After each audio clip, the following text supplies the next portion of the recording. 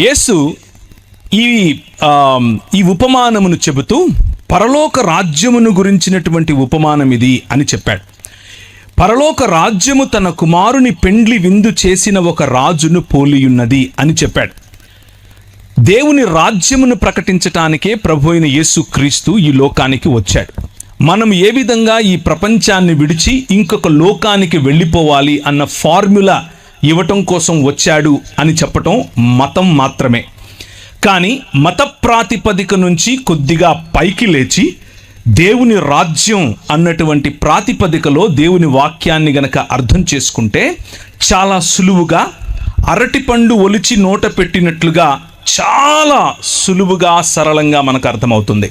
దేవుని వాక్యాన్ని దానికి ఉన్నటువంటి సందర్భం, దానికి ఉన్నటువంటి ప్రాధాన్యత, ఏ విషయములను వాక్యం ఎన్నుకొని చెప్పదలుచుకుందో ఆ విషయములను అధ్యయనం చేయటం ద్వారా మనం దేవుని హృదయానికి దగ్గరగా, ఆయన చెప్పాలనుకున్నటువంటి సందేశాన్ని దగ్గరగా అర్థం చేసుకునేందుకు అవకాశం ఉంటుంది.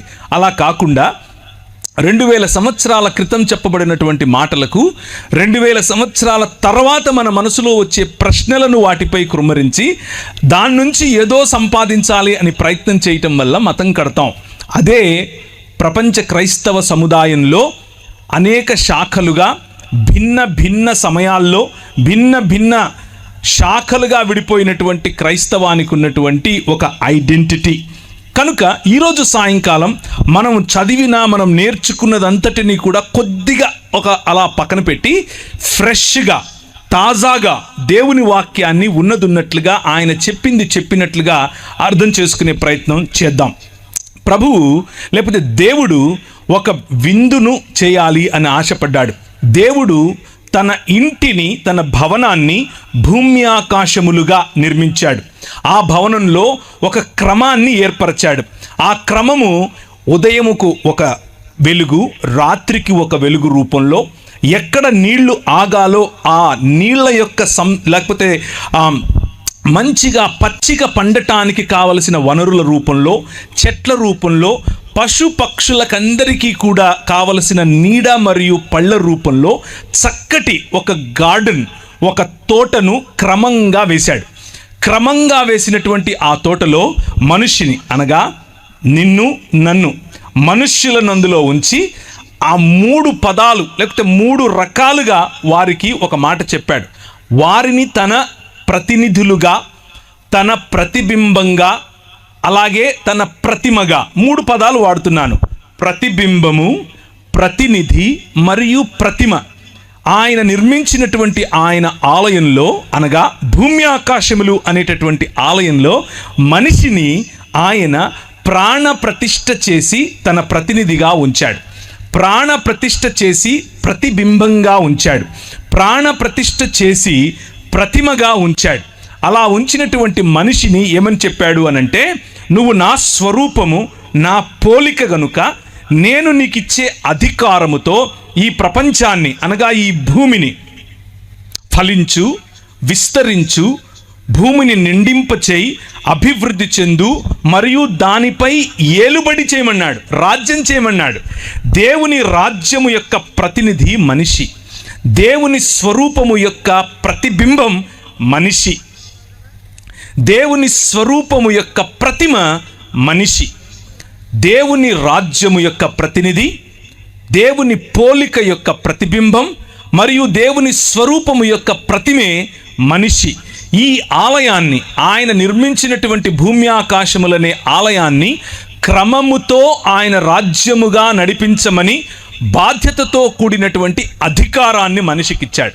ఈ బాధ్యతతో కూడిన అధికారం దేవుడు మనకిస్తే, దేవుడు కట్టని గోడలు, దేవుడు ఆయన నిర్మించినటువంటి ఈ ఆలయంలో గోడలు కట్టలేదు. ఆయన న్యాచురల్గా ఉండే హద్దులు ఇచ్చాడు. వాటి హద్దులను దాటి నీళ్లు రావట్లేదు, దాని హద్దును దాటి గాలి వీయట్లేదు, దాని హద్దును దాటి చెట్టు పెరగట్లేదు. లాస్ ఆఫ్ నేచర్, లేకపోతే ఈ స్వాభావికంగా ఉండేటటువంటి కొన్ని హద్దులను ఈ ప్రపంచానికి ఏర్పరిచి దాని ద్వారా సురక్షితమైనటువంటి జీవన విధానాన్ని మనుషులకు ఇచ్చాడు. ఆ సురక్షితమైన జీవన విధానంలో అన్ని సుభిక్షంగా ఉన్నాయి. మనం చేయవలసిందల్లా ఏమిటి అని అంటే, దేవుడు మనిషి వైపుకు చూసినప్పుడు ఆయన యొక్క సామ్రాజ్యం, ఆయన యొక్క రాజ్యంలో ఉన్న సుభిక్షత కనిపించేలా బ్రతకాలి. ఈ సృష్టి మనిషిని చూసినప్పుడు దేవుని గుణలక్షణాలు కనిపించాలి. ఇది మనిషికి ఇచ్చినటువంటి పని. అందుకనే మనలను అనగా మనుష్యులను రాజులైన యాజకులు అని పిలిచాడు. రాజులు ఏలతారు, యాజకులు స్తుతి స్తోత్రములను ఆయనకు అందజేస్తారు.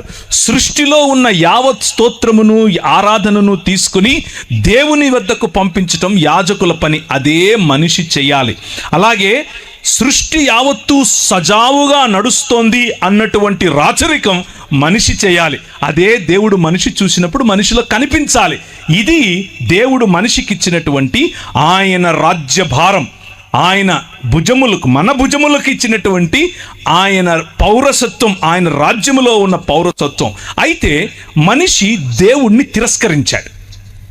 మైకుల ద్వారా వింటున్నవారు, ఈ ప్రాంగణంలో చూస్తున్నవారు, వింటున్నవారు, అలాగే ఈ లైవ్ ద్వారా వింటున్నవారు, ఈ నెరేటివ్ లేకపోతే బైబిల్ చెప్పేటటువంటి మానవ జీవన కథనాన్ని, మానవ మనుగడకు సంబంధించినటువంటి చరిత్రను ఒక్కసారి గమనించండి. నేను చెప్పే వర్షన్ను కూడా. ఇది మీకు బహుశా మీరు విన్నదే అయి ఉండొచ్చు, లేక ఒక కొత్త కోణం అయి ఉండొచ్చు. ఏది ఏమైనా మీకు ఉపయోగపడుతుందేమో. ఒక్క 5 నిమిషాలు ఇటువైపు చూడండి. దేవుడు ఏర్పరిచినటువంటి ఈ రాజ్యంలో మనిషిని దేవుడు నువ్వు ఏలమని చెబితే, మనిషి అంధకార సంబంధమైన దురాత్మ సమూహములుగా ఉన్నటువంటి ఈ లోక మర్యాదకు తలవంచాడు. ఈ లోక మర్యాదకు తలవంచటం కారణం చేత నువ్వు కాదు రాజువు, ఐ యామ్ ద కింగ్ అన్నాడు. నేనే రాజునవుతాను అన్నాడు. ఆయన ఏకఛత్రాధిపతిగా ఉంటూ నిన్ను సామంతరాజుగా ఏలమంటే, కాదు కాదు నేను సామంతుణ్ణి కాదు, ఐ వాంట్ దట్ సీట్ అన్నాం. నాకు నువ్వు కూర్చున్న సింహాసనం కావాలి అనగా దేవునికి సమానత్వాన్ని మనం కోరుకున్నాం. అలా కోరుకున్న మరుక్షణం అటు పూర్తిగా మనిషిగా బ్రతకలేకపోయాం, ఇటు దేవుడు కాలేకపోయాం. అదే ఈరోజు మనిషి ఉన్నటువంటి స్థితి. ఆ స్థితినే పతన స్థితి అని పిలుస్తారు. దీనినే మూల పాపము అని కూడా పిలుస్తారు. బైబిల్ గ్రంథంలో దీన్నే ఒరిజినల్ సిన్ అని అన్నాం, మూల పాపము. ఈ పాపము కారణంగా ఈ లోకంలోనికి గచ్చ పొదలను ఆహ్వానించాం. ఈ పాపము కారణంగా ఈ లోకములోనికి బాధను ఆహ్వానించాం. ఈ దేవుణ్ణి తృణీకరించటం కారణంగా ఈ లోకంలోనికి మనిషికి మధ్య ఉన్న సంబంధాలలో మనం చేదును ఆహ్వానించాం. దేవునితో సంబంధాన్ని కోల్పోయిన కారణం చేత జంతువులు మన మీద తిరగబడ్డాయి, సృష్టి మన మీద తిరగబడింది, గాలి మన మీద తిరగబడింది, నీరు మన మీద తిరగబడింది, భూమి మన మీద తిరగబడింది. మనము అధికారం చేయాల్సినటువంటి ఈ ప్రపంచం మనపై అధికారం చేయటం మొదలుపెట్టింది. కారణం ఏమిటి అనంటే, అంధకార సంబంధమైన దురాత్మ సమూహములకు మనము కొమ్ము కాసేట్లుగా నిర్ణయం తీసుకున్నాం. ప్రభు అన్నాడు, రాజ్యము నాది. మనం అన్నాం, కాదు, నీది కాదు, రాజ్యం నాది అని అన్నాం. దాని పర్యవసానం మనుష్యుల మధ్యలో మనిషికి పొసగకపోవటం. అత్తకు కోడలకు పడదు, అమ్మకు కూతురుకు పడదు, నాన్నకు టీనేజ్ బాయ్కి పడదు. మనం ఏదో ఒక విధంగా సాటి మనిషిని, మన పొరుగువాడిని, మన ఇంట్లో ఉన్నా మన బయట ఉన్నా, మన సమాజానికి చెందిన మన సమాజానికి చెందకపోయినా, ఏదో ఒక రకంగా పొరుగువాడిని మనం దూరం పెట్టడమే నేర్చుకున్నాం. Man rejected the order. దేవుడు ఏర్పరిచినటువంటి క్రమాన్ని విస్మరించినటువంటి, క్రమాన్ని వ్యతిరేకించినటువంటి మనిషి క్రమం కోల్పోయిన కారణం చేత అక్రమస్తుడయ్యాడు. అక్రమములో బ్రతకటం నేర్చుకున్నాడు. దాని కారణంగానే సోదరుణ్ణి చంపాడు. దాని కారణంగానే పొరుగువాడి భార్యను తెచ్చుకున్నాడు. ఇలా జరుగుతూ ఉన్న క్రమంలో మనిషి సాటి మనిషి నుంచి రక్షణ కోసం, సాటి జంతువు నుంచి రక్షణ కోసం, ఈ సృష్టి నుంచి రక్షణ కోసం గోడలు కట్టుకోవటం మొదలుపెట్టాడు. దాన్నే పట్టణములు అంటారు, నగరాలు అని అంటారు. నేను హైదరాబాద్ నగరంలో ఉంటాను, హైదరాబాద్ పట్టణంలో ఉంటాను. మీరు ఏ విధంగా అయితే రాజమండ్రి పట్టణంలో ఉంటారు. ఈ రాజమండ్రి పట్టణం ఈ రోజుకు ఒకవేళ శాటిలైట్ సిటీ అంతా రాలేదని మీరు అనుకుంటున్నారా? వచ్చేసింది, ఎలాగో మీకు కూడా తెలుసు, బోర్డ్స్ కూడా కనిపిస్తూ ఉన్నాయి కదా. నగరాల్లో ఏమేమి ఉంటుంది అని అంటే ఎత్తైన ఇళ్ళు ఉంటాయి. ఒకటే అపార్ట్మెంట్లో ఒక 600 ఇళ్ళుంటాయి. ఒకటే అపార్ట్మెంట్లో ఒక లిఫ్ట్ ఉంటుంది, పొడుగు పైకి వెళ్ళిపోద్ది. లిఫ్ట్లోకి ఎక్కుతాం, కానీ పక్కనుడు ఎవడో మనకు తెలియదు. వాడిని చూస్తే తల కింద తెచ్చుకోవటం, మాట్లాడడం, వాళ్ళెవడో తెలీదు, మనమేవడో తెలీదు. పిలిస్తే ఎక్కడ అతుక్కుంటాడో అని భయం, మాట్లాడితే ఎక్కడ అంటుకుంటాడో అని భయం. మా పక్కింటోడి పేరు నాకు తెలియదు, ఎదురింటోడి పేరు తెలియదు. వాళ్ళు బయట బోర్డులు పెట్టుంటారో వాళ్ళ పేర్లు, అంతవరకు చదివి ఉంటాను. కానీ ఆ బోర్డు, ఆ మనిషి పేరు ఏదైతే ఉందో ఆ మనిషి నిజానికి ఎవరు అనేది మనకు తెలియదు. ఇదే మానవుడు నిర్మించుకున్నటువంటి నగరాలంటే ఇలాగుంటాయి. మనకు అనిపిస్తుంది మనలాంటి వాళ్ళు అనేకులు ఒక చోటుకు వచ్చారని, కానీ మనకంటే భిన్నంగా ఉన్న వాళ్ళు అంతకంటే ఎక్కువ మంది ఒకే చోటికి రావటం. అలా మనుష్యులు కేవలం నగరాలే కాదు, సంస్కృతులను నిర్మించుకున్నారు. కేవలం సంస్కృతులే కాదు, వారు నాగరికతలను నిర్మించుకున్నారు. నాగరికతలను నిర్మించుకుని రండి మనం ఎక్కిపోదాం అనుకుని దేవుని కంటే దేవుడు చేసే పరిపాలన ఏంటి మేము చేయలేమా అన్నట్లుగా వాళ్ళు ఇమారత్తులు కట్టడం, మినారెట్లు కట్టడం మొదలెట్టారు. బబులోను అనే నగరం దానికే సాదృశ్యం. నిమ్రోదు సమయంలో కట్టిన బాబేలు గోపురం దానికే సాదృశ్యం. మనుష్యులొక్కటై దేవుణ్ణి ఛాలెంజ్ చేయటమే ఈ లోక మర్యాద. మనుష్యులొక్కటై దేవుని ఎదుట నిలబడి రండి వారి కట్లు విప్పుదుము అని భూరాజులు తమలో తాము మాట్లాడుకుంటున్నారు. చూసారా? 2వ అధ్యాయం కీర్తనల గ్రంథం, దాని సారం ఇదే. మనిషి దేవుని యొక్క సన్నిధిని తృణీకరించటం, దాని కారణం చేత మనిషి అలా మనిషిగా బ్రతకలేకపోవటం, దేవుడు ఎలాగూ కాలేకపోయాడు. ఇదే మనిషికి ఉన్నటువంటి సమస్య. దేవుణ్ణి తిరస్కరించటం కారణం చేత హీ సాట్ ఫర్ సేఫ్టీ. ఆయన సంరక్షణ కోసం వెదికాడు. ఆ సంరక్షణలో పొరుగువాణ్ణి కోల్పోయాడు. ఆ సంరక్షణలో బంధాలు కోల్పోయాడు. ఆ సంరక్షణలో నాది నాది నాది అనుకొని కొంతమందిని పోగేసుకుని ఒక కులంగా మారాడు. నాది నాది నాది అని పోగేసుకుని అందులో నుంచి ఒక ఉపకులంగా మారాడు. నాది నాది అని పోగేసుకుని మతాలు కట్టాడు.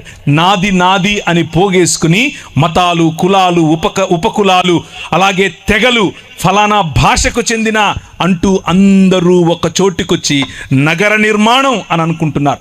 నిర్మాణం మంచిదే, దేవుని వాక్యం చెబుతుంది నిర్మాణం మంచిది, డెవలప్మెంట్ ఈజ్ గుడ్, వికాసం మంచిది. కానీ వీరు చేసిన నిర్మాణం ఎలాంటిది అనంటే ఒకసారి చూద్దాం. ఇర్మియా గ్రంథం 23వ అధ్యాయం 13-14 వచనాలు. ఇర్మియా గ్రంథం 23వ అధ్యాయం 13-14 వచనాలు. నిర్మాణములు మంచివే, కానీ నిర్మాణముల వెనుక దాక్కుని ఉన్నటువంటి అంధకార సంబంధమైన దురాత్మ సమూహముల యొక్క ఆలోచన విధానం, భావజాలం ఏమిటి అనేది చూడండి. షోమ్రోను ప్రవక్తలు అవివేక క్రియలు చేయగా చూచితిని. వారు బయలు పేరట ప్రవచనము చెప్పిన జనమైన ఇశ్రాయేలును త్రోవ తప్పించిరి. యెరూషలేము ప్రవక్తలు ఘోరమైన క్రియలు చేయగా నేను చూచితిని. వారు వ్యభిచారులు, అసత్యవర్తనులు, ఎవడునూ తన దుర్మార్గత నుండి మరలా దుర్మార్గుల చేతులను బలపరుస్తూ ఉన్నారు. వారందరూ నా దృష్టికి సొదొమ వలె అయిపోయారు, దాని నివాసులు గొమొర్రా వలె అయిపోయారు. కాబట్టి సైన్యములకు అధిపతియగు యెహోవా ఈ ప్రవక్తలను గూర్చి సెలవిచ్చున్నదేమనగా, యెరూషలేము ప్రవక్తల అపవిత్రత దేశమంతటా వ్యాపించెను. కాబట్టి తినుటకు మాచిపత్రియు, త్రాగుటకు చేదు నీళ్ళు వారికి నేను ఇస్తాను.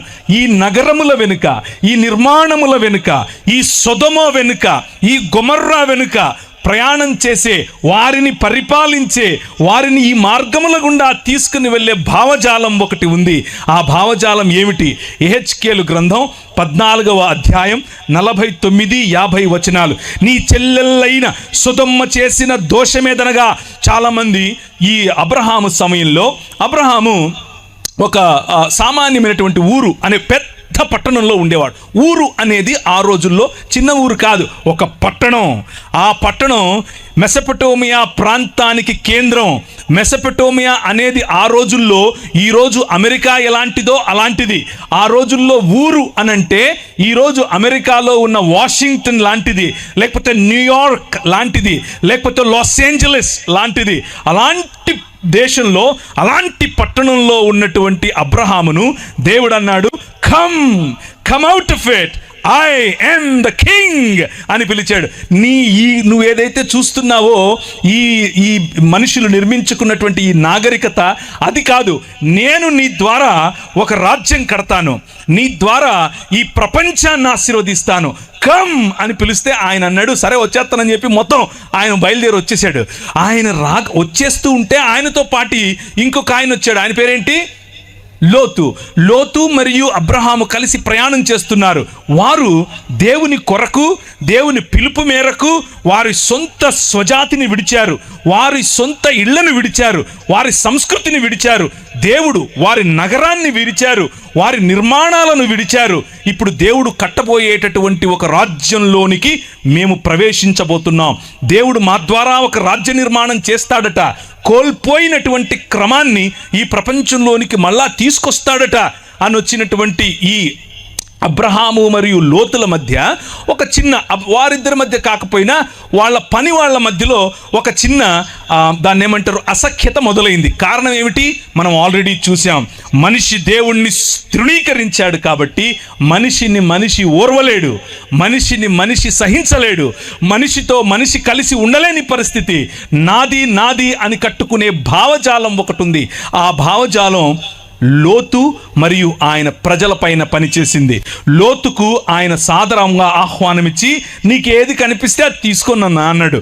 ఆయనకు పచ్చటి పచ్చిక కనిపించింది, నాకు ఇది కావాలన్నాడు. తీసుకో, టేక్ ఇట్, తీసుకో అన్నాడు.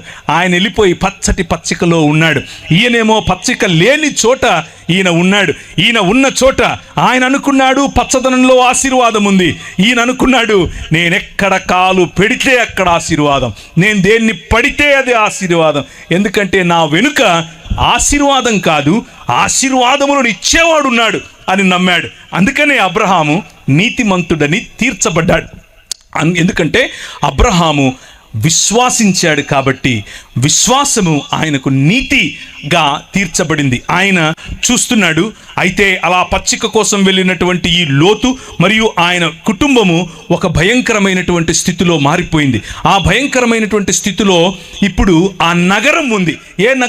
ఏ నగరంలోనికైతే ఈయన దాని హంగుభంగులను చూసి, దాని ఆకర్షణను చూసి, దాని ఎత్తైన గోడలను చూసి, దానికి ఉన్నటువంటి సంరక్షణ అనేటటువంటి ద్వారములను చూసి, గవినులను చూసి ఆకర్షితుడై, ఇక్కడ మనకు మూన్ లైట్ డిన్నర్ ఉంటుంది, ఇక్కడ మనకు దాన్ని ఏమంటారు కంట్రీ చికెన్ దొరుకుతుంది, ఇక్కడ మనకు ఆర్గానిక్ ఫుడ్ దొరుకుతుంది అని ఏ నగరం వైపుకైతే పరిగెట్టాడో ఆ నగరం ఇప్పుడు ఏమైందంటే ఆ నగరం ఈయనను చంపాలని చూస్తోంది. ఆ నగరం మొత్తాన్ని నాశనం చేయటానికి, ఆ నగరంలో పనిచేస్తున్నటువంటి భావజాలాన్ని రూపుమాపటానికి ప్రభువు దాని వైపుకు దానికి సమయం ఇచ్చాడు. ఇంకా మారు మనసు నిర్మాణం. కానీ ఏమా నిర్మాణం? సొదమ, నీ చెల్లెలైన సొదమ చేసిన దోషం. ఎందుకని ఆయన ఆ నగరాన్ని నిర్మూలన చేయాలనుకున్నాడు? వారి దోషం ఏమిటి అని అంటే దాని కుమార్తెలకు కలిగిన గర్వం, దాని కుమార్తెలకు కలిగిన గర్వం, ఆహార సమృద్ధి, నిర్విచారమైన సుఖస్థితి అనేదే. 3 విషయాలు. చాలా సరళమైంది బైబిల్. మనం ఏదో దీన్ని ఓవర్ స్పిరిచువలైజ్ చేయాల్సిన అవసరం ఏమీ లేదు. మనిషికి ఎప్పుడైతే ధనం చేరుతుందో, గర్వం, దీన్నే సొయ్యం అని కూడా అంటారు, సొయ్యం పడుతుందో, బాగా కొవ్వు పడుతుందో, అప్పుడు ఆహార సమృద్ధిని చూసి నా దగ్గర చాలా ఆహారం ఉంది అని చెప్పి గర్వపడతాడు, నా దగ్గర సుఖస్థితి ఉంది అని గర్వపడతాడు. ఇవన్నీ కూడా నగరాల్లో కనిపిస్తాయి. ఆహార సమృద్ధి, ఎక్కడ చూసినా ఆహార సమృద్ధి. ఒకరోజు కరోనా వచ్చింది. కరోనా వస్తే ఒక ఆయన దాన్ని ఏమంటారు, మనకు వాట్సాప్లలో చాలామందికి ఇప్పుడు లాక్డౌన్ పెడుతున్నారంట, ఇక మీకు ఆ భోజనాలు ఉండవు, ముందే పోయి కొనుక్కోండి అంటే నా పిల్లలు భోజనం చేయాలి అని చెప్పి కారు వేసుకుని బయలుదేరి వెళ్ళిపోయాను. దగ్గరలో ఒక సూపర్ మార్కెట్ ఉంది, కనిపించినట్టు కొనేస్తున్నాను. కార్డు గోకేసి ₹1,00,000 పైన కొన్నాను. అంతా కారంతా నింపుకున్నాను. ప్రభు నాతో మాట్లాడు, ఒరే ఆహార సమృద్ధిని నమ్ముకుంటావా అన్నాడు. నగరాలు, మనం నిర్మించుకునే సిస్టమ్స్, మన పంటలు, మనం నిర్మించుకునే నిర్మాణాలు, మనం ఆశపడే మన సమృద్ధి, మనం దేనిపైన ఆధారపడాలనుకుంటున్నాం అనేటటువంటి మన భావజాలం, అది నీ చెల్లెలైన సొదొమ చేసిన దోషమేదనగా దాని కుమార్తెలకు కలిగిన గర్వం, ఆహార సమృద్ధి, నిర్విచారమైన సుఖస్థితి అనున్నదే. అది దీనులకును దరిద్రులకును సహాయము చేయకుండెను. వారు అహంకరించి దాని దృష్టికి హేయక్రియలు చేసిరి గనుక నేను దానిని చూచి వారిని వెళ్ళగొట్టితిని. దేవుడు సొదొమ గొమొర్రాలను నాశనం చేసింది దేనికి అని అంటే అలా అనుకుంటాం, అలా మనకు చదివితే అనిపిస్తుంది కూడా. ఏమనంటే దానిని నాశనం చేయటానికి వీరు వచ్చారు, ఎవరు? దేవదూతలు. అప్పుడు గ్యాంగ్ రేప్ చేయాలి అని అందరూ కలిసి ఆ దేవదూతల మీద పడ్డారు. కాబట్టి గ్యాంగ్ రేప్ దేవుడు ఒప్పుకోడు. కాబట్టి వాళ్ళను ఫైర్ అండ్ బ్రిమ్స్టోన్ అనగా అగ్నిమగరి గంధకములను వారిపై కుమ్మరించాడు అని మనం అనుకుంటాం. అది ఆ కథనంలో ఉంది. కానీ ప్రవక్త యెహెజ్కేలు దాని వెనుకున్నటువంటి ప్రధాన ఉద్దేశం చెప్తున్నాడు. వారు దేవదూతల మీద పడకముందే, పురుషగాములుగా మారకముందే, స్త్రీలు స్త్రీగాములుగా మారకముందే, పశు సంభోగులుగా మారకముందే, వారికున్న మోరల్ స్టాండర్డ్ పడిపోకముందే వారి మనసులోకి వచ్చినటువంటి మూల పాపం, వారి మనసులోకి వచ్చినటువంటి నిజమైన పాపం ఏమిటో తెలుసా? గర్వం. వారి మనసులోకి వచ్చినటువంటి నిజమైన పాపం ఏమిటో తెలుసా? నిర్విచారమైన సుఖస్థితి, ఆహార సమృద్ధి. కానీ వారి కళ్ళకు దరిద్రులు కనబడటం లేదు, దీనులు కనబడటం లేదు. అహంకరించి హేయక్రియలు చేయటం, అహంకారం. నగరాల్లో కనిపించే అహంకారం, డబ్బుకు కనిపించే అహంకారం, అందానికి కనిపించే అహంకారం, ఫ్యాషన్ ఉద్యమాల్లో కనిపించే అహంకారం. అందం తప్ప? నో. దేవుడు అందాన్ని చేశాడు, నీ శరీరాన్ని అందంగా చేసింది ఆయనే. డబ్బు తప్ప? కాదు. సకల సృష్టికి, సృష్టిలో ఉన్న సకల సమృద్ధికి ఆయనే కారణభూతుడు. నిర్మాణం తప్ప? నో. ఆయన నీకంటే గొప్ప నిర్మాణకుడు. భూమ్యాకాశములనే ఆలయాన్ని ఆయనే నిర్మించాడు. ఏంటి తప్పుక? వీటిని చూసుకుని నువ్వు మదం ఎక్కుతున్నావే, అది తప్పు. అందుకు నా దృష్టికి హేయక్రియలు చేసింది కనుక నేను దానిని చూచి వారిని వెళ్ళగొట్టితిని. అయితే ఆ నగరాల్లో ధనం, జ్ఞానం, సొమ్ము, గర్వం, బీదల పట్ల న్యాయం చెయ్యలేని తనం, గర్వ మానవత్వం, అన్యాయం కనిపిస్తూ ఉంటే అబ్రహాము లేచి నిలబడి ఇప్పుడు మాట్లాడుతున్నాడు. ఇప్పుడు మన ప్రభు అయిన మన దేవునికి ఉన్నటువంటి హృదయాన్ని మీ ముందుంచుతాను. నగరాల పట్ల, మానవ నిర్మితాల పట్ల, మానవ సివిలైజేషన్స్ పట్ల, మానవ సంస్కృతుల పట్ల, మానవ ఈ సమాజముల పట్ల దేవునికి ఉన్నటువంటి మనస్సు మీకు చెప్తాను. ఆయన మనతో సంభాషించాలనుకుంటున్నాడు. ఆయన మనం ఏదైనా చెబితే వినాలనుకుంటున్నాడు. ఆయన మనతో కలిసి నిర్ణయం తీసుకోవాలనుకుంటున్నాడు. చాలాసార్లు మనం అనుకుంటాం ఆయన ఒక మనసు లేని కఠోరమైనటువంటి ఒక సద్దాం హుసేన్ లాంటి వాడు, ఆయన తన ఇష్టం వచ్చిందే చేస్తాడు, ఆయన ఇష్టమే చేస్తాడు, అది మంచైనా చెడైనా ఆయన చేస్తే అంతా ఆయనే చేస్తాడు, ఆయన మహిమకే ఇలాంటివి కొన్ని మాటలు చెప్పుకుంటూ ఉంటాం. అవి వినటానికి థియోలాజికల్గా బాగుంటాయి, కానీ బైబిల్ అందుకు ఒప్పుకోదు. బైబిల్ ఏమంటుందో తెలుసా? ఆయన నీకు భూమిని ఇచ్చాడు. 115వ కీర్తన 16వ వచనం, ఆకాశములు యెహోవా వశము, భూమిని ఆయన నరులకిచ్చాడు.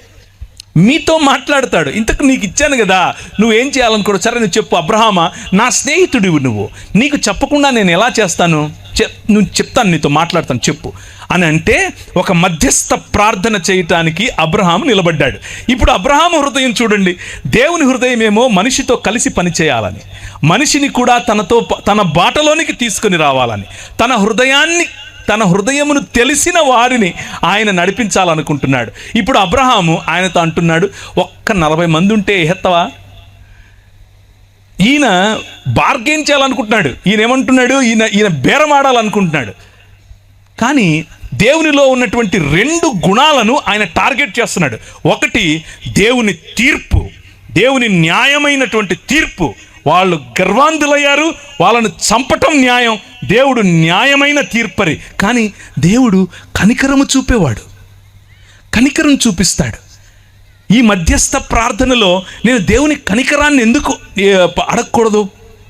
ఒక్క 40 మంది ఉంటే వదిలేస్తావుగా, ఒక్క 30 మంది ఉంటే వదిలేస్తావుగా, ఒక్క 20 మంది ఉంటే వదిలేస్తావుగా, ఒక్క 10 మంది అని చెప్పి ఆగిపోయాడు అక్కడ.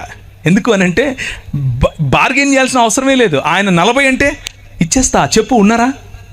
30 తీసుకో, నో ప్రాబ్లం. 10 నో ప్రాబ్లం, నేను చంపను అని అంటే ఇక ఈయన గమ్మునైపోయాడు. ఎందుకంటే ఆయనకు అర్థమైపోయింది, నేను ఆయన హృదయంలో నుంచి కరుణను లోడుకొని తీసుకోవాల్సిన అవసరం ఏమీ లేదు. ఆయన కరుణామయుడు. చేతులెత్తి హల్లెలూయా చెప్పండి. మన ప్రభువు మన నగరాలను, మన ప్రభువు మన సంస్కృతిని, మన ప్రభువు ఈ మానవ సమాజాలను ప్రేమిస్తున్నాడు. అయితే ఎలా చూసి ప్రేమించాలనుకుంటున్నాడంటే, కనీసం కొంతమంది చేసిన పాపం, కొంతమందికి వచ్చినటువంటి గర్వం, కొంతమందికి వచ్చినటువంటి అహం కారణంగా నగరాన్ని నాశనం చేయటం ఎంత సులువో, ఎంత నిజమో, ఎంత న్యాయమో, కొంతమందికి ఉన్నటువంటి తగ్గింపు, కొంతమందికి ఉన్నటువంటి నిజమైన మానవత, కొంతమందికి ఉన్నటువంటి కరుణ, కొంతమందికి ఉన్నటువంటి తన పొరుగు వారిని ప్రేమించే ఆలోచన ఉంటే ఆయన క్షమించటానికి, నీ నగరాన్ని క్షమించటానికి, నేనున్న నగరాన్ని క్షమించటానికి, ఆ ఛత్తీస్గఢ్ను క్షమించటానికి ఆయన సిద్ధమే. అందరం లేచి నిలబడదామా? అందరం లేచి నిలబడండి. రాజ్యం ఎవరిది? ఆయనది. రాజ్యం ఎవరిది? ఆయనది. మళ్ళీ చెప్పండి, రాజ్యం ఎవరిది? గట్టిగా చెప్పండి, రాజ్యం ఎవరిది?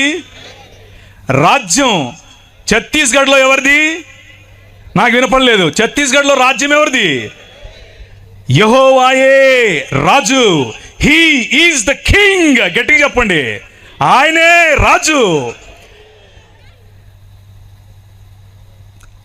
నీ చెల్లెళ్ళైన సొదమ చేసిన దోషమేదనగా, దానికి దాని కుమార్తెలకు కలిగిన గర్వమును, ఆహార సమృద్ధి. నీ దగ్గర పంటలు ఎక్కువ పండుతున్నాయి అనుకుంటున్నావా? నువ్వు ఏ రాజ్యం అయితే నాకేంటి, నువ్వు ఏ రాజైతే నాకేంటి, నువ్వు ఏ నగరం అయితే నాకేంటి, ఏ రాష్ట్రం అయితే నాకేంటి, అది ఛత్తీస్గఢ్ అయినా, ఆంధ్రప్రదేశ్ అయినా, తెలంగాణ అయినా, భారతదేశమైనా, అమెరికా అయినా సరే, ఏమైతే ఆహార సమృద్ధి, గర్వం, నిర్విచారమైన సుఖస్థితి అనేది గనక నీ తలకెక్కుంటే, ప్రభు అంటున్నాడు, నా దృష్టికి హేయ క్రియలు చేశావు కాబట్టి నిన్ను వెళ్ళగొడతాను. పరలోక ప్రార్థన చెప్తారా? పరలోకమందున్న మా తండ్రి,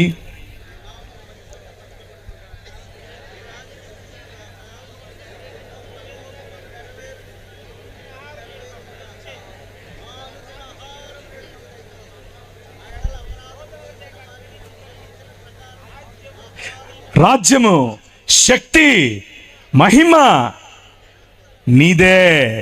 ఛత్తీస్గఢ్ ముఖ్యమంత్రిది కాదు. రాజ్యం, మహిమ, శక్తి ఎవరిది? నీదే. 1వ తారీఖట క్రైస్తవులనట అక్కడ ఊచకొత్త కోస్తారట. ఆకాశమందు సింహాసనాసీనుడైన వాడు వారిని చూసి నవ్వుతున్నాడు. స్మైల్. హల్లెలూయా. అర్థమవుతుందా? వారిని చూసి స్మైల్ కొడుతున్నాడు. ట్రై చేయండి. మణిపూర్లో చేశారుగా, ఏమైంది? రాజ్యం ఎవరిది? మళ్ళీ చెప్పండి, రాజ్యం ఎవరిది? దయచేసి కూర్చోండి. ఇదే మధ్యస్థ ప్రార్థన ఆ రోజు అబ్రహాము చేశాడు. రాజ్యం నీది, ఆ నగరం నీది, ఆ నగరంపై రాజు నువ్వు. ఆ నగరంలో ఉన్న వాళ్ళని ఎలా చంపేస్తావు? చంపవు. వారి పట్ల మంచి హృదయం నీకుంటుంది. ప్రభువు వారితో మాట్లాడి నగరాల పట్ల, ఆయనకున్నటువంటి నగరాల పట్ల మనం చేయాల్సిన మధ్యస్థను మనకు నేర్పిస్తూ వారిరువురు అక్కడి నుంచి వెళ్ళిపోయారు. ఈరోజు రాత్రి ఊరికే పడుకోవద్దు. ఈరోజు రాత్రి ఈ విషయం తెలిసిన నువ్వు ఛత్తీస్గఢ్లో 1వ తారీఖునట 1000 మంది క్రైస్తవులను చంపితే గనక చంపాలి అని పిలుపునిచ్చారు ఒక ధర్మగురువు. ధర్మప్రభువులు చంపడమే తెలుసు.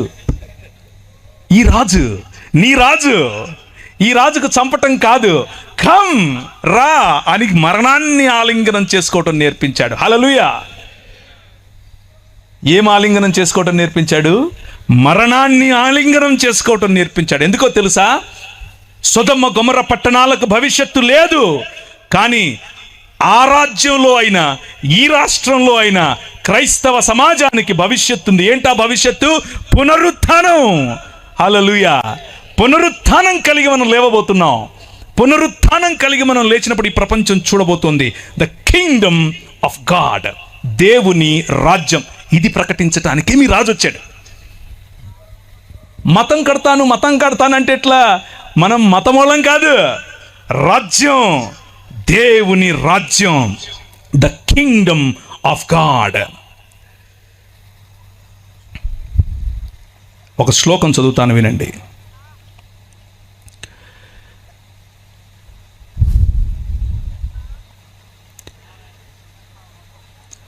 అస్మాకం ప్రభు పరమేశ్వర ఏక ఏవ యూయం సర్వంతఃకరణై సర్వప్రాణై సర్వచిత్తై సర్వశక్తిభిశ్చ తస్మిన్ ప్రభో పరమేశ్వరే ప్రియధ్వం.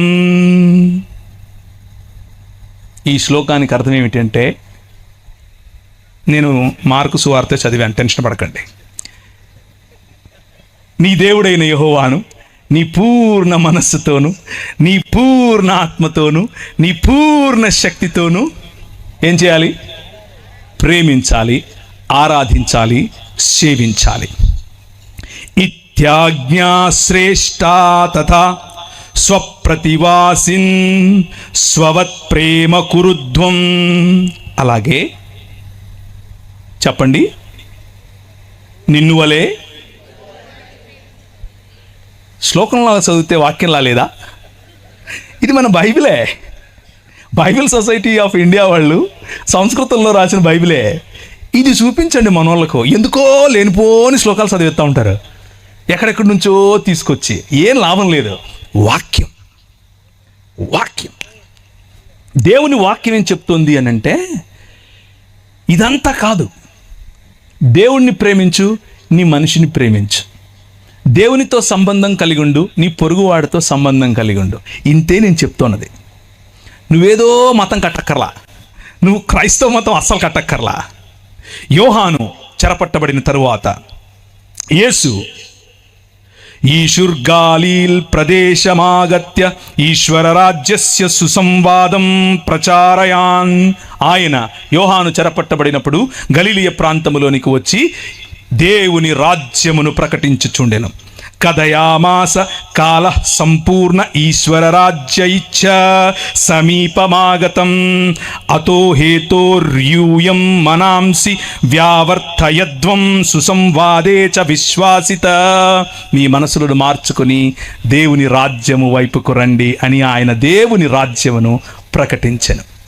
శ్లోకంలో చెప్తే, అంటే శంఖంలో పోస్తే తప్ప నీళ్ళు తీర్థమవు టైప్లో అలా చెప్తే ఇప్పుడు మీకు అర్థమైందా?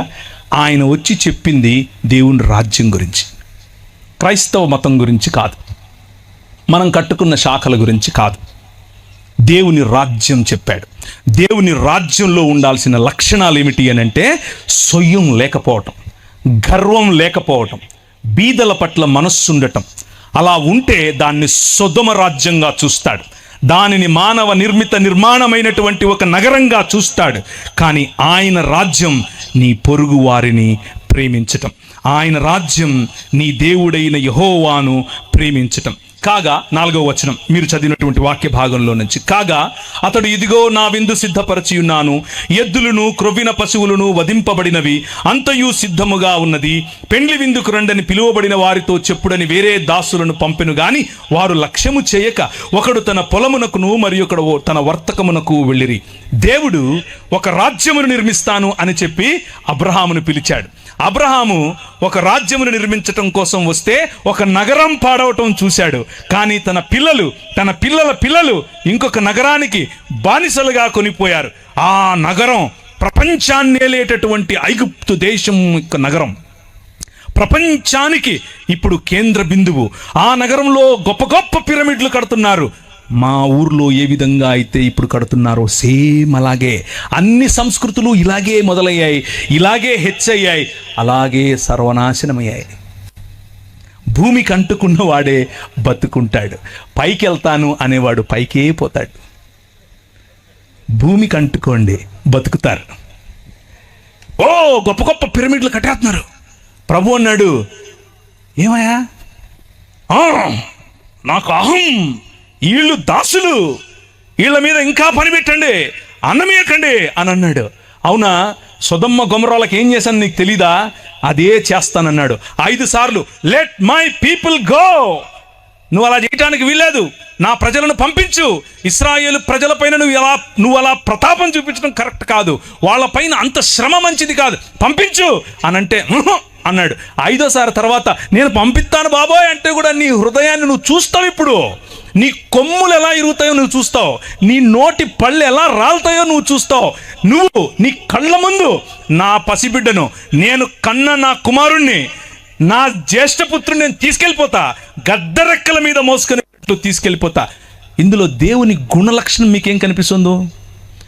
మీరు మీ ఇంట్లో పనిచేసే వ్యక్తి పైన ప్రతాపం చూపిస్తే దేవుడు తన బిడ్డను ఎలా తనేమంటారు గద్దరెక్కల మీద మోసుకుని వెళ్ళాలో మోసుకెళ్తాడు. మీ జీవితం ఫరోలాగా కుప్పకూలుతుంది. మీ పొలంలో పనిచేసేవాడి మీద మీరు చూపించే ఈ దాన్ని ఏమంటారు మేకపోతు గాంభీర్యం మీ బతుకును నాశనం చేస్తుంది. మీరు పనిచేసే చోట మీ సహ ఉద్యోగి పట్ల మీరు చూపించేటటువంటి అన్యాయం మీకు పట్టిన కొవ్వు కరిగిస్తుంది. మీ సహా దైవ దాసుల పట్ల మీకు లేని గౌరవం, మీ సంఘంలో మీరు దేవుడు మిమ్మల్ని నాయకులుగా చేశాడు కనుక, పాస్టర్లుగా చేశాడు, ఏమనుకోకుండా అన్న, నెక్స్ట్ టైం పిలవకపోయినా పనులా చెప్పేదే మీరు పాస్టర్లు అయినంత మాత్రాన సమాజంలో ఉన్న వారిని, సంఘంలోకి వచ్చే వారిని, వారి మీద అజమాయిషీ చేస్తే ఫరోకు పట్టిన గతే. ఎందుకంటే మన దేవుడు, ఆయన హృదయం ఎక్కడ నలిగిపోయే ప్రజలు ఉంటారో, ఎక్కడ వేయబడిన ప్రజలు ఉంటారో, ఎవరి పైనైతే మీరు ఇంకా ఎక్కువ భారం పెడతారో అక్కడికి గద్ద తన పిల్లలను తన్నుకొని పోయినట్లు వచ్చి తన్నుకుపోతాడు. మన మూతి పళ్ళు రాలుతాయి, మన కొమ్ములు ఇరుస్తాయి. 10 రకాలైన దేవీ దేవతలను చూసుకుని నువ్వు ఎచ్చుకుపోతున్నావు కదా, నీ ఎచ్చులు ఎలా ఇంచాలో నాకు తెలుసు అని చెప్పి 10 రకాలైనటువంటి తెగుళ్ల ద్వారా ఆడి నోరు మూశాడు. రాజ్య నిర్మాణం రా బయటికి అని అన్నాడు. ఎడారి గుండా తీసుకెళ్ళి నీ సముద్రాన్ని దాటించి 40 సంవత్సరాలు వారి కొవ్వు, వారి మదం ఇరిచి అణిచి ఒక రాజ్యం కట్టాడు. నేనే నీకు కింగ్ అని చెబితే వాళ్ళు అన్నారు, వద్దులయ్యా మాకు నువ్వు కనపడటం లేదు, కానీ మాకు ఇంకొక రాజు కావాలి, నువ్వు కనపడతలేవు అన్నారు. ఏంటి, మీకు ఇంకో రాజు కావాలా? అదే ఇక్కడ చెప్తున్నాడు యేసుప్రభు ఈ ఉపమానంలో. కాగా అతడు ఇదిగో నా విందు సిద్ధపరచి ఉన్నాను, ఎద్దులను క్రొవ్విన పశువులను వధింపబడినవి అంతయు సిద్ధముగా ఉన్నది, పెండ్లి విందుకు రండని పిలిచాడు. ఎవరిని పిలిచాడు? మొదట ఇశ్రాయేలును. అయితే వారితో చెప్పుడని వేరే దాసులను పంపెను గాని వారు లక్ష్యము చేయక ఒకడు తన పొలమునకు మరి ఒకడు తన వర్తకమునకు ఎవడి పట్ల వాడు దేవుణ్ణి తిరస్కరించి వారి పనులకు వెళ్ళిపోయారు. ప్రభు అన్నాడు, తక్కిన వారు అనగా ఎవరైతే ఈ పనులు ఈ వర్తకాలు కాకుండా మతం పట్టారో, సంఖలో బైబిల్ ఎట్టేసుకుని ఓ నేను లేవీయుణ్ణి, ఓ నేను యాజకుణ్ణి అని వీళ్ళు ఏం చేశారు? పంపినటువంటి దాసులను మొదట మోషే తరువాత అహరోను, ఆ తరువాత ఆయన పిల్లలు యాజకులు మొదలైన వారు ప్రవక్తల రూపంలో వచ్చి చెప్పినటువంటి మాట, అన్యాయం వద్దు, అన్యాయం వద్దు. ఏం తీసుకొచ్చి నేను యెహోవాను దర్శించాలి, నేను ఏం తీసుకొచ్చి యెహోవాను దర్శించాలి? ఆ బయలేమో మా పంటలు అడుగుతున్నాడు, మేము పంటలు తీసుకొచ్చి ఇవ్వాలనా? ఆ కియు దేవతేమో తైలం అడుగుతోంది, వేలాది నదులంతా విస్తార తైలం ఇచ్చేయాలనా? ఆ నక్షత్ర దేవతేమో మొలెకు దేవుడేమో మా కొడుకులను అడుగుతున్నాడు, నా గర్భఫలమైన జ్యేష్ఠపుత్రుడిని నీకు ఇచ్చేయాలనా? అరే, మళ్ళీ మతం కట్టేశారు. నేను పెండ్లికి రండిరా బాబు, వచ్చి కూర్చొని భోంచేయండిరా అంటే ఏం చేస్తున్నారు? తక్కిన వారు అతని దాసులను పట్టుకొని అవమానపరిచి చంపిరి. దేవుని రాజ్యమును గురించి చెప్తున్నటువంటి ఉపమానం ఇది. చంపారు, ప్రవక్తలను చంపారు, ప్రవక్తను రాళ్లతో కొట్టారు, అవమానించారు, చంపారు.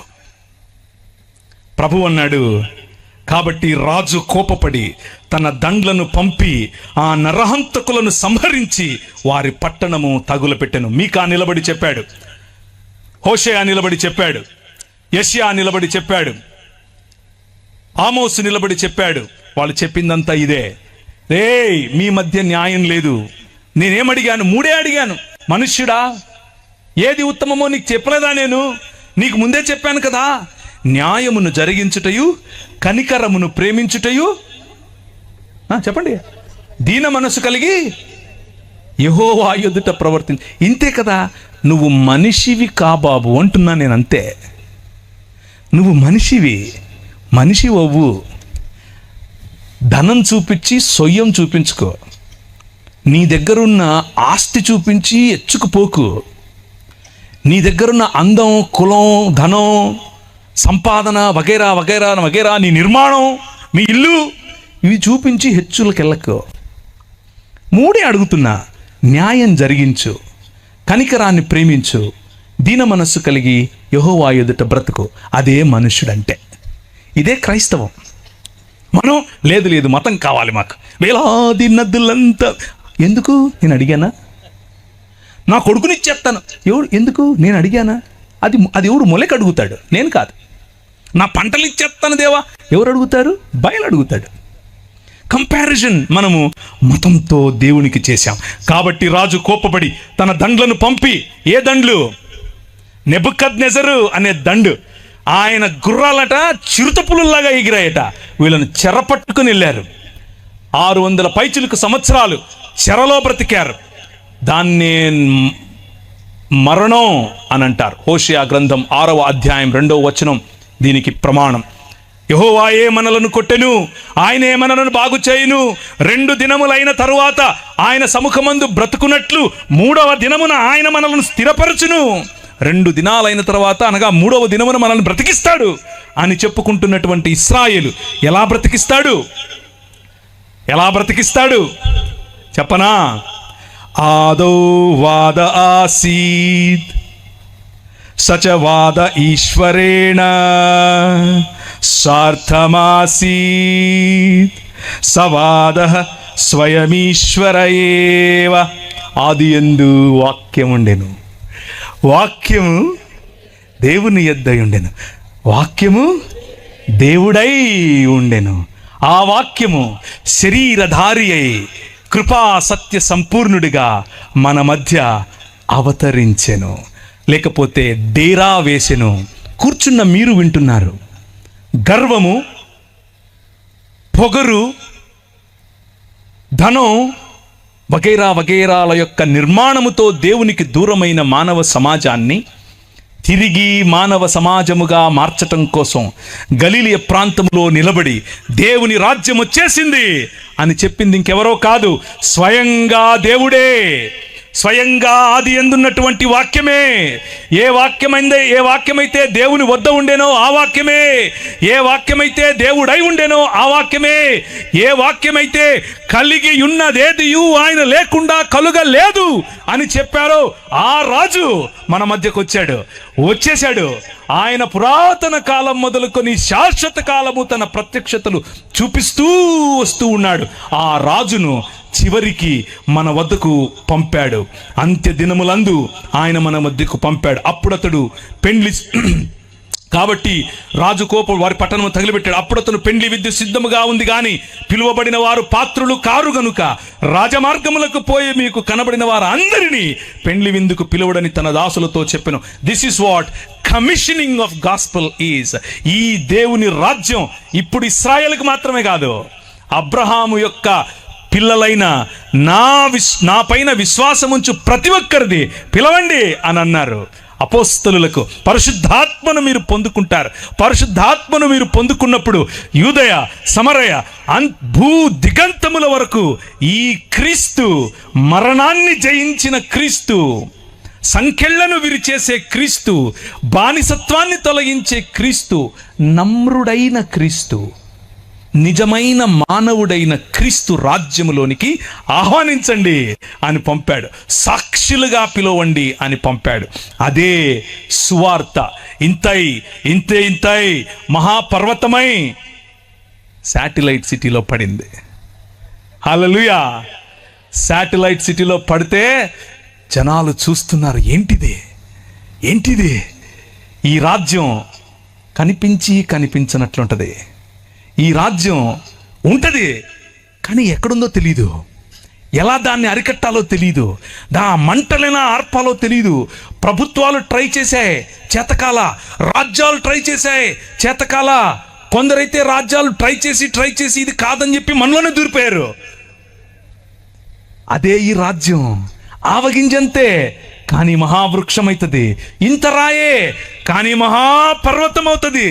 ఒక్క మనిషే కానీ తన శరీరాన్ని నాటి మళ్ళీ జీవము గల శరీరముగా పైకి తీస్తే జీవాన్ని మరణాన్ని ఒకే శరీరంలో కట్టగల రాజ్యం ఇది. ఆ రాజ్యం వచ్చేసింది, ఆ రాజ్యం నడుస్తోంది. ఆ దాసులు రాజమార్గమునకు పోయి చెడ్డవారినేమి మంచివారినేమి తమకు కనబడిన వారందరినీ పోగు చేసిరి గనుక విందుకు వచ్చిన వారితో ఆ పెండ్లిశాల నిండిపోయెను. ఛత్తీస్గఢ్లో 1000 మందిని వేస్తామంటే భయపడేదా ఈ రాజ్యం? ప్రపంచమంతా విస్తరించిన రాజ్యం. హల్లెలూయా. ప్రపంచమంతా, నువ్వు వెళ్ళిన దేశం, నువ్వు వెళ్ళిన ప్రతి ఊరిలో విస్తరించిన రాజ్యం. ఎక్కడెక్కడ నాపుతావు నువ్వు? నెత్తికి నామాలు ఎట్టుకుని పిలిచేయగానే కత్తులు ఎట్టుకొని చంపేస్తానే అయిపోద్దా? ఇది కాదు. ఇలా మీరు ఎప్పుడో చేస్తారని ఎప్పుడో చెప్పాడు మన ప్రభు. ఎప్పుడో 2000 సంవత్సరాల క్రితమే చెప్పాడు. కానీ భయం కాదు. మరణాన్ని కౌగిలించుకునే సమాజం క్రైస్తవ సమాజం వైలెన్స్కు వెళ్ళే సమాజం కాదు. వీటన్నిటిని చూపించి మీ పిల్లలకి నేర్పించాల్సింది ఏంటో తెలుసా? వాళ్ళు వస్తున్నారు, మనం ఎత్తేసుకుందాం కాదు, ప్రేమించండి. అదే ప్రభు చెప్తున్నాడు. అయితే ఇలా చెప్తూ ఉన్న క్రమంలోనే ఆయన ఒకరికి దేవుని రాజ్యం ఇలా ఉంటుంది అంటే ఈ పాస్టర్ గారు, ఒక ఆయన లేవీయుడు, లేకపోతే దాన్ని ఏమంటారు, మత ఛాందసవాది లేచి నిలబడి అడిగాడు, చెప్పేవులే కానీ ఇంతకు ఏంటి అన్నిటికంటే గొప్ప ఆజ్ఞ ఏంటి అని అంటే, నేను ఇంతకుముందు చదివానే, అది చదివాడు.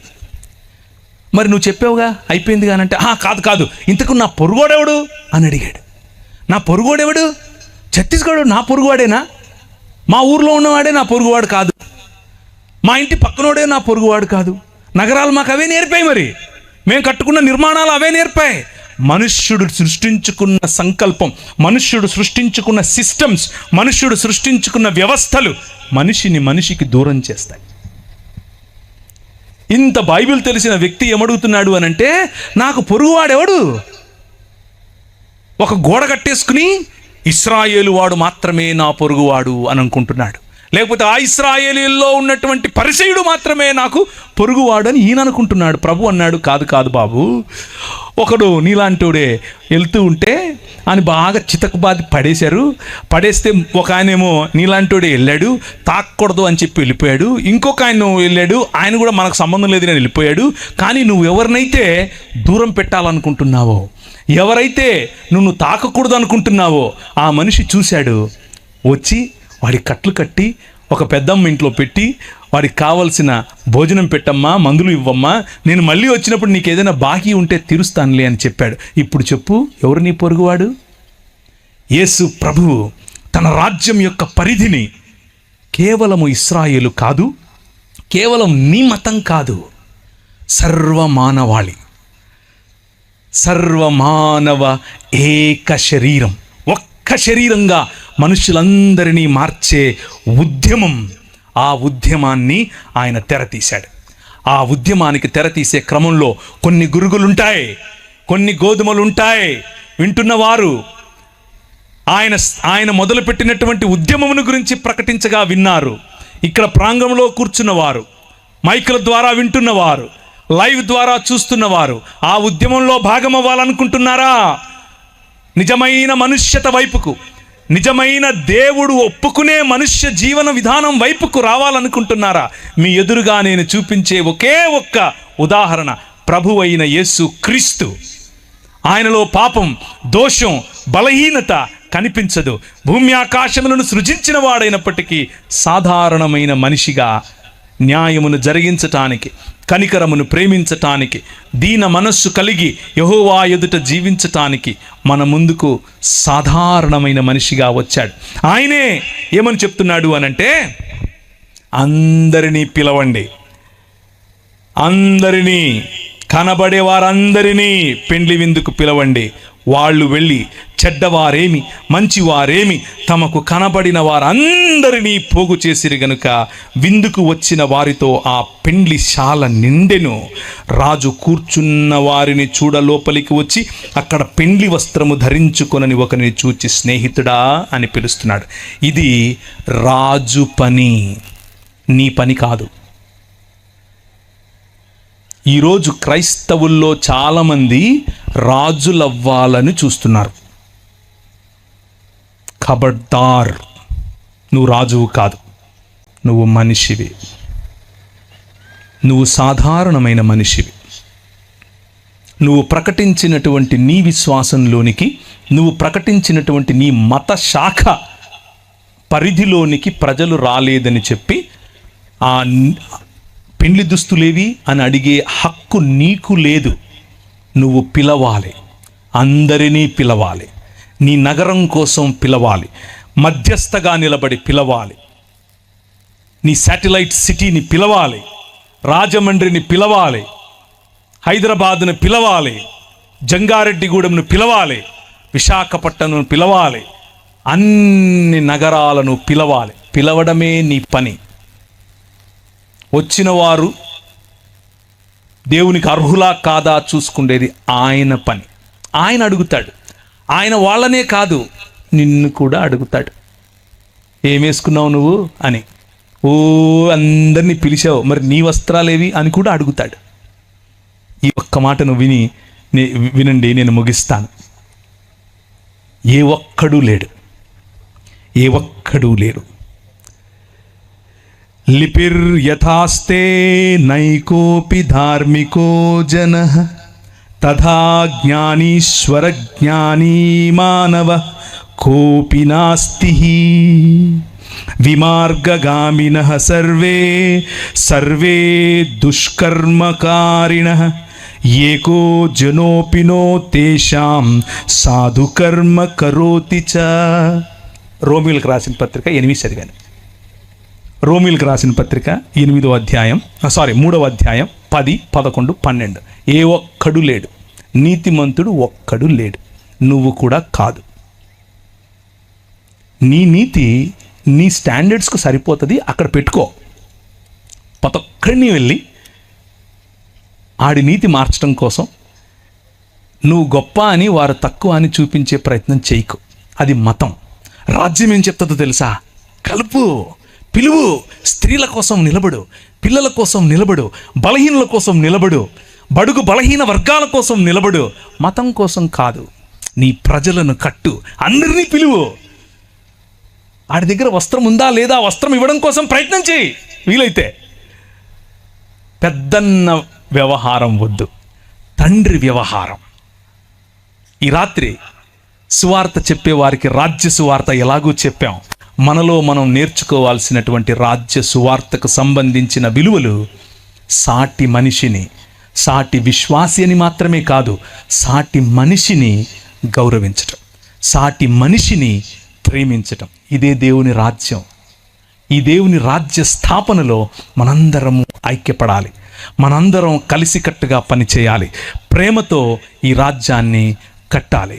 ఎందుకు అనంటే రాజ్యం నీది.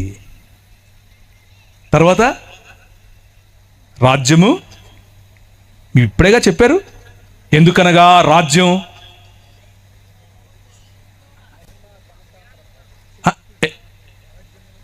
శక్తి. రాజ్యం ఆయనది, మంది కాదు.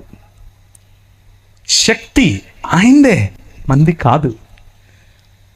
మరియు మహిమ, the glory of his story is are it belongs to him. ఆయనది మహిమ. మధ్యలో మనం తుమ్మితే ఊడిపోయే ముక్కు. వీలైతే ఆయనకు కోఆపరేట్ చేద్దాం, లేకపోతే ఆయన పీకినప్పుడు మనల్ని కూడా పీకుతాడు. గురుగులతో పాటి, అంటే గోధుమలు అనుకుంటూ మనం ఉన్నాం కదా, మనల్ని కూడా పీకుతాడు. జాగ్రత్త పడాలి. Let's bow our heads. తలలుంచుకుంటే ప్రార్థించుకుందాం. నేను అనుకున్నాను ఎవరైనా ఆవులిస్తారేమో ఆపేద్దామని. మీరెవరూ ఆవులించలేదు. దాన్ని బట్టి నాకు అర్థమైంది ఏంటంటే మీరు కథలు బాగా వింటారు. కంటిన్యూనా? పర్లేదు, ఎక్కువ చేస్తే కొడతారు. తలలుంచుకోండి, ప్రార్థిద్దాం. ప్రభు వైపుకు చూద్దాం. దేవుని రాజ్యం గురించి ఈరోజు విన్నారు. మతం గురించి, మతంలో ఉన్న అనేకమైనటువంటి అంశాలు మీకు ఎలాగో తెలుసు. కానీ దేవుని రాజ్యం సాటి మనిషి పట్ల సహృదయం, సాటి మనిషితో సహోదర భావం. మన పాటలు అందుకే, మన పనులు అందుకే, మన ప్రేమ అందుకే. ఈ ప్రాంతంలో ఈ నల్లట్ట పుస్తకాన్ని మోసుకుని వచ్చిన వారు బడుల ద్వారా, ఆసుపత్రుల ద్వారా అదే చేశారు. అందుకే మీరందరూ ఈరోజు దేవుని రాజ్యంలో భాగం. నేను చచ్చిపోయి ఎక్కడికో వెళ్తాను అన్న సువార్త కాదు మీ తల్లిదండ్రులు విన్నది. నువ్వు మనిషివి, దేవుని స్వరూపం, దేవుని పోలికలో ఉన్నావు. ఇది దేవుని ఆలయ నిర్మాణం. ఆ నిర్మాణంలో నీ భాగం ఏంటి అని అడుగుతున్నారు. ఈరోజు రాత్రి ఒక నిర్ణయం చేసుకుని వెళ్ళు. వెళ్ళద్దు, ఊరికే వెళ్ళిపోకు. అలాగే ఈరోజు రాత్రి ఆ ఛత్తీస్గఢ్ కోసం ప్రార్థన చేయకుండా, ఆ ఛత్తీస్గఢ్లో నలిగిపోతున్నటువంటి నీ సహోదరుల కోసం ప్రార్థన చేయకుండా, వారి కోసం పరితపించకుండా, వారి కోసం ఆశీర్వాద వచనాలు పలకకుండా నువ్వు నిద్రపోకు. ఈరోజు రాత్రి ప్రభువు నీ మాటలు వింటాడు. అబ్రహాము చేసిన మధ్యస్థ ప్రార్థన 40 మంది ఉంటే అలా జరుస్తావా ప్రభువా అని చేయలేవా? నువ్వు చెయ్యి. ఈరోజు రాత్రి ప్రభు వింటాడు. కృపగలిగిన తండ్రి, మా మధ్యలోనికి నీ వాక్యము ద్వారా మమ్మను ప్రోత్సహించి, మమ్మను బలపరిచి, మాకు కావలసినటువంటి పోషణనిచ్చి, ప్రభువా ఈ రాత్రి ఏ ఒక్కరిని ఖాళీ చేతులతో పంపక, ఖాళీ హృదయంతో పంపక, నీ మనస్సు నెరిగిన, నీ రాజ్యమును అనుభవించే నగరములు కాదు, మా మానవ నిర్మిత నగరములు కాదు, ఒకరోజు నువ్వు నిర్మిస్తున్నటువంటి నగరం, పరిశుద్ధ పట్టణం, మేమెక్కడికో వెళ్ళేది కాదు, దిగి రాబోయే పరిశుద్ధ పట్టణం, ఆ నూతన యెరూషలేము కొరకు వేచి చూడటానికి మా ప్రయాణమని గమనించి, ఆ పరిశుద్ధ పట్టణంలోనికి ప్రవేశించటానికి మమ్మును మేము, ఆ విందులోనికి పాల్గొనటానికి మమ్మును మేము సిద్ధపరచుకొనున్నట్లు, మా వస్త్రములను మేము శుభ్రపరచుకున్నట్లు సహాయం చేయమని ముందున్న కార్యక్రమమును మీ చేతులకు అప్పచెప్పుకుంటూ చిన్న ప్రార్థన యేసు నామమున అడిగి వేడుకుంటున్నాను తండ్రి. ఆమేన్.